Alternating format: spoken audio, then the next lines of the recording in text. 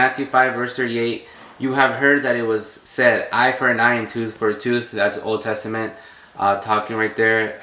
God What says, verse 38, sorry. God says, eye for an eye, tooth for a tooth. But Jesus says something a little bit more extreme, I would say. Verse 39, but I say to you, do not show opposition against an evil person, but whoever slaps you on your right cheek, turn the other toward him also. And this is a very famous verse where people will talk about how Jesus says turn the other cheek, right? Yeah. And I just wanted to say this because I think this is very important. I read this book about Jesus. Jesus is not talking about being submissive here to people.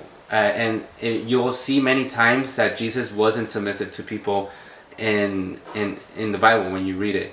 A lot of the times when Jesus doesn't like something, for example, when the priests are selling things in the church, he goes in there and flips tables.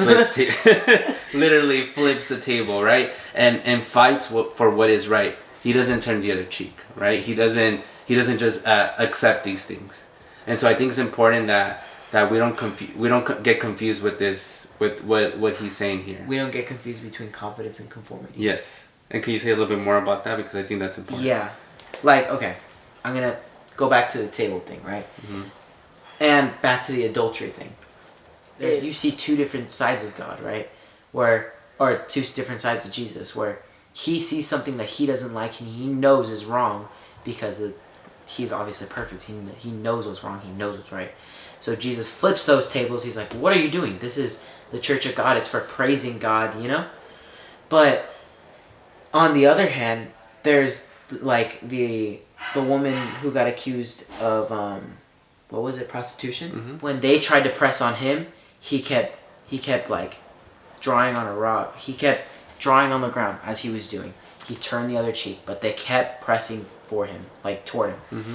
People are gonna press you in life, but it's a matter of what you know is like what you know you need to stand up for, and what you know is like, yeah, you just gotta ignore these people because they're just trying to make you slip up. They're trying to watch you slip up. Yeah, and that's good, because after verse 40 says, and if anybody wants to sue you and take your tunic, let him have your cloak also. Listen to this, 41. Whoever forces you to go 1 mile, go with him 2. So here I think he's saying like there's issues that they're not worth you fighting for, because you're gonna end up losing a friendship or a relationship, right? There's many times this is gonna happen to you, obviously, in a bit, but many times in the streets when you're driving, people get mad at you, and what is your response? You get mad at them. You shouldn't be like that. When people scream at you, or when people are mad at you, or they yell these things at you, you know what you should say? You should be like, you know what, God bless you. It just felt like it needed to be said. Yeah. If somebody doesn't know you, you know, like obviously your friends know you. Throw that all out the window for this question. If someone doesn't know you, do they know that you have the Holy Spirit in you? In that sense, what I'm saying is, back to the road rage stuff.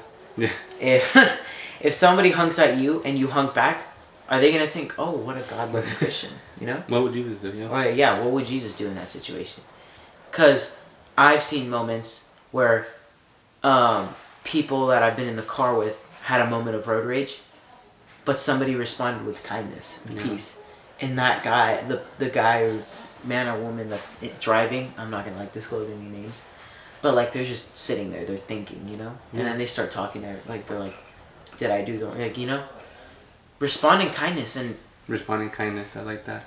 And many times, like I've had many times where I play soccer, so I had many times where people have got into my face and wanted to fight, and I'd be like brother, like what did I do wrong? Like what happened? Like instead of me responding with me fighting back, I wanted to find the root of the problem and try to fix it.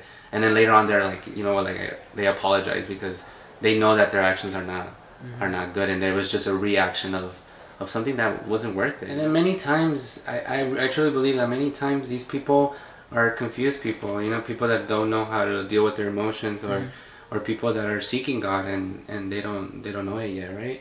And so when you respond with kindness, or you respond this godly manner, they turn to God and and you help them out. And so I think that's another thing that we need to. There was there was even a story. I went to youth convention, so Yeah. and in youth convention there was this pastor. His dad was not a Christian at all, and at a soccer game he broke a kid's leg. And instead of this kid going totally in his face, right, he was like, the only way because obviously the dad came, he's like, oh, how can I how can I receive your forgiveness? And he said, go to church with me. And That's crazy. Me personally, that's crazy. I would be like, get out of my face. Like, no offense. Like, obviously, I'm working You'd on that, be sad. You'd be mad because you'd be like, my leg. I played soccer. But he said that could be a career-ending. He said injury. He said, go to church with me. Wow. And he found the Holy Spirit. He had a son, and that son leads a youth convention, and that youth convention was like over 1,000 people. Wow. So think about your one moment of kindness. That guy who's barely a part of the story, but he literally changed thousands of lives off of one act. Yeah, that's beautiful.